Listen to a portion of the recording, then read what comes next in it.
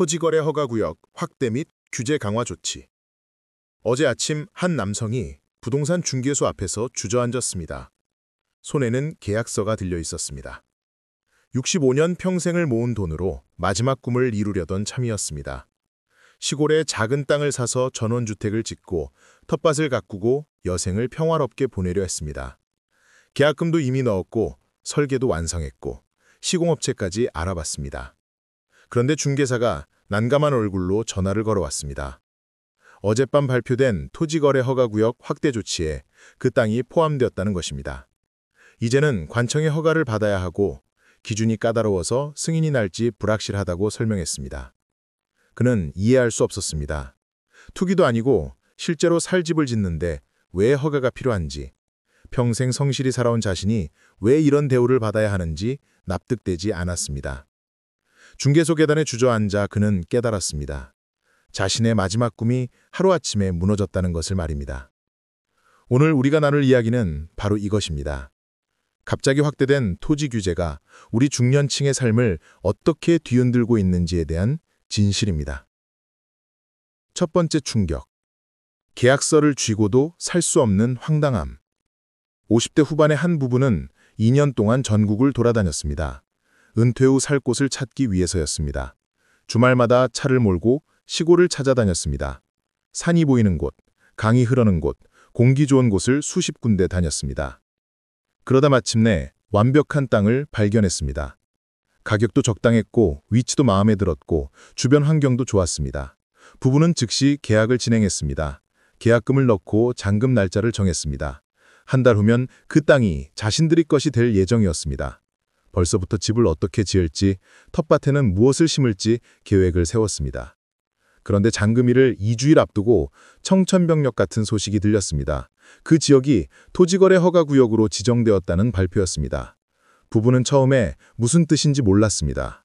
중개사에게 전화했더니 심각한 목소리로 설명했습니다.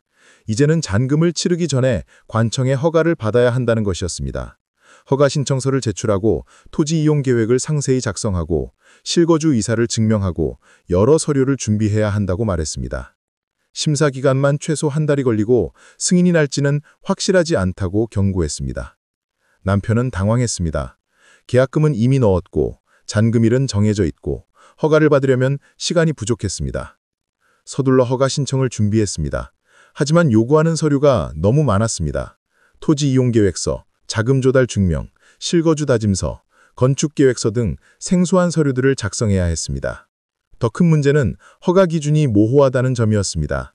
어떤 경우에 승인되고 어떤 경우에 거부되는지 명확하지 않았습니다. 담당 공무원에게 물어봐도 일정한 답변을 받을 수 없었습니다. 사례별로 다르다는 말만 반복했습니다. 결국 잔금일을 연기해야 했습니다.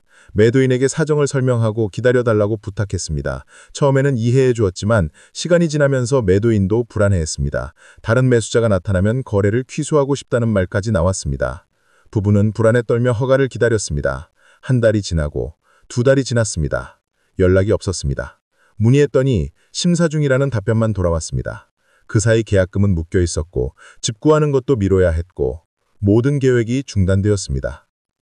세 달째 되던 날 드디어 결과가 나왔습니다. 하지만 그것은 승인이 아니라 보완 요구였습니다. 추가 서류를 제출하라는 통보였습니다. 부부는 기가 막혔습니다. 이렇게 계속 끌려가다가는 언제 끝날지 알 수 없었습니다. 두 번째 좌절. 투기꾼 취급받는 억울함. 한 남성은 아버지에게 물려받은 땅이 있었습니다. 30년 전 아버지가 농사를 지으려고 산 땅이었습니다. 하지만 아버지가 돌아가시고 그 땅은 방치되었습니다. 그는 도시에서 직장 생활을 했고 시골 땅은 관리할 여력이 없었습니다. 그냥 가지고만 있었습니다. 은퇴를 앞두고 생각했습니다. 그 땅을 팔아서 노후 자금을 마련하면 좋겠다고 판단했습니다. 위치가 나쁘지 않아서 전원주택을 원하는 사람들에게 인기가 있을 것 같았습니다. 부동산에 내놓았더니 곧바로 매수 희망자가 나타났습니다. 계약을 진행하려는데 규제 발표가 나왔습니다. 그 땅도 허가구역에 포함되었습니다. 매수자는 난색을 표했습니다. 허가받기가 번거롭다며 망설였습니다. 가격도 깎아달라고 요구했습니다. 할 수 없이 가격을 낮춰서 다시 제안했습니다. 하지만 매수자는 결국 포기했습니다. 불확실성이 너무 크다는 이유였습니다. 다른 매수자를 찾았지만 모두 비슷한 반응이었습니다. 허가구역이라는 말만 들으면 꺼렸습니다. 몇 달이 지나도 팔리지 않았습니다. 그는 이해할 수 없었습니다. 자기 땅을 파는데 왜 이렇게 어려운지, 아버지가 정당히 산 땅인데 왜 투기 의심을 받아야 하는지 억울했습니다. 관청에 문의했더니 규제는 모두에게 똑같이 적용된다고 답했습니다. 사정을 봐줄 수 없다고 잘라 말했습니다. 결국 그는 땅을 헐값에 내놓을 수밖에 없었습니다. 원래 가격의 절반도 안 되는 금액이었습니다. 그것도 몇 달을 기다린 끝에 겨우 팔았습니다. 노후자금 마련 계획은 물거품이 되었습니다. 평생 성실히 살아온 자신이 마치 투기꾼처럼 취급받는 것이 분했습니다. 더 화가 난 것은 옆 땅이었습니다. 불과 100m 떨어진 곳인데 허가구역에서 제외되었습니다. 그 땅 주인은 정상 가격에 쉽게 팔았습니다. 같은 조건인데 경계선 안쪽인지 바깥쪽인지에 따라 운명이 갈렸습니다. 이게 공정한 처사인지 의문이 들었습니다. 세 번째 혼란. 누구를 위한 규제인가? 정부는 규제의 취지를 설명했습니다. 투기를 막고 가격 안정을 도모하고 국민을 보호하기 위한 조치라고 발표했습니다. 표면적으로는 합리적으로 들렸지만 실제로 영향을 받은 사람들은 납득하기 어려웠습니다. 한 여성은 할머니 산소를 돌보는 길목에 작은 땅을 사려 했습니다. 그곳에 쉼터를 만들어서 성묘 올 때 잠시 쉬고 주변 친족들도 모일 수 있는 공간을 만들고 싶었습니다.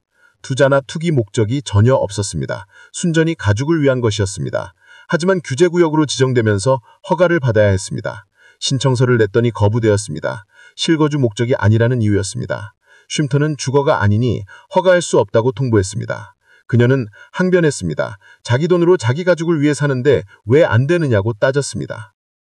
담당 공무원은 규정이라며 막무가내했습니다. 예외를 인정하면 다른 사람들도 같은 핑계를 댈 것이라고 우려했습니다. 결국 그녀의 신청은 기각되었습니다. 할머니 산소 옆의 땅은 다른 사람이 샀습니다. 그 사람은 어떻게 허가를 받았는지 의문이었습니다. 또 다른 사례도 있었습니다. 한 남성은 귀농을 계획했습니다. 도시 생활을 정리하고 시골에서 농사를 지으며 살고 싶었습니다. 농지를 사서 직접 경작하겠다는 확실한 목적이 있었습니다. 하지만 그 역시 허가에서 고전했습니다. 농업인 자격이 없다는 이유였습니다. 농사 경력이 없고 교육을 받지 않았고 기술이 없다면 의심했습니다. 진짜 농사를 지을 의사가 있는지 확인할 수 없다고 거부했습니다. 그는 화가 났습니다. 배우면서 하겠다는데 왜 막느냐고 항의했습니다. 결국 그는 1년 과정의 농업교육을 받아야 했습니다. 자격증도 따야 했고 영농계획서도 작성해야 했습니다. 그 모든 과정에 1년이 걸렸습니다. 그 사이 원하던 땅은 다른 사람에게 넘어갔습니다. 새로 땅을 찾아야 했고 가격도 올라 있었습니다. 이런 사례들을 보면서 사람들은 의문을 품었습니다. 이 규제가 정말 투기를 막기 위한 것인가 아니면 선량한 국민의 재산권을 침해하는 것인가 하는 질문이었습니다. 투기꾼은 온갖 방법을 동원해서 빠져나가는데 정작 피해는 일반 국민이 보는 것 같았습니다. 네 번째 현실. 지역 경제가 무너진다. 규제의 영향은 개인에게만 그치지 않았습니다. 지역 경제 전체가 타격을 받았습니다. 특히 시골 지역은 심각했습니다. 땅 거래가 끊기면서 관련 업종들이 줄줄이 무너졌습니다. 한 시골 마을의 부동산 중개소 사장은 수십 년째 그곳에서 일했습니다. 주로 전원주택 부지나 농지를 중개했습니다. 은퇴한 도시민들이 시골로 내려오는 추세라 장사가 괜찮았습니다. 한 달에 서너 건씩 거래가 성사되었고 그것으로 생계를 유지했습니다. 그런데 허가구역으로 지정되면서 상황이 급변했습니다. 문의는 뚝 끊겼고 방문객도 없었고 거래는 석 달째 한 건도 없었습니다. 사무실 임대료조차 내기 힘들어졌습니다. 직원을 해고했고 본인 월급도 못 받았고 결국 폐업을 고민하게 되었습니다. 그뿐만이 아니었습니다. 토목공사 업체도 일감이 없어졌습니다. 땅을 사는 사람이 없으니 집을 짓는 사람도 없었습니다. 턱 오르는 일, 기초공사, 건축자재 납품 모든 것이 중단되었습니다. 마을의 작은 건설사는 직원을 대부분 내보냈습니다. 설계사무소도 마찬가지였습니다. 전원주택 설계를 주로 했는데 의뢰가 끊겼습니다. 몇 달째 수입이 없었습니다. 사장은 한숨을 쉬며 말했습니다. 규제 하나가 지역 경제를 송두리째 흔들었다고 토로했습니다. 마을 상권도 죽어갔습니다. 새로 이주해오는 사람들이 줄어들면서 슈퍼마켓, 식당, 철물점 매출이 급감했습니다. 외지인들이 주 고객이었는데 그들이 사라지니 장사가 안 되었습니다. 몇몇 가게는 문을 닫았습니다. 마을이장은 관청에 탄원서를 냈습니다. 규제를 완화해달라고, 최소한 실거주 목적은 허용해달라고 간청했습니다. 하지만 받아들여지지 않았습니다. 원칙이라며 예외를 둘 수 없다고 답변했습니다. 결국 젊은이들은 일자리를 찾아 마을을 떠났습니다. 노인들만 남았습니다. 활기찼던 마을은 다시 쇠락의 길로 접어들었습니다. 규제가 투기는 막았을지 몰라도 지역 발전의 기회까지 막아버렸습니다. 5번째 각성. 법과 현실 사이의 괴리. 한 법률 전문가는 말합니다. 이 규제에는 근본적인 문제가 있다고 지적합니다. 투기와 실수요를 구분하는 명확한 기준이 없다는 것입니다. 결국 담당 공무원의 재량에 맡겨지고 그 과정에서 형평성 문제가 생긴다고 설명합니다. 실제로 같은 목적으로 신청해도 결과가 다른 경우가 많았습니다. 어떤 사람은 쉽게 허가를 받았는데 어떤 사람은 여러 번 거부당했습니다. 담당자에 따라, 지역에 따라, 시기에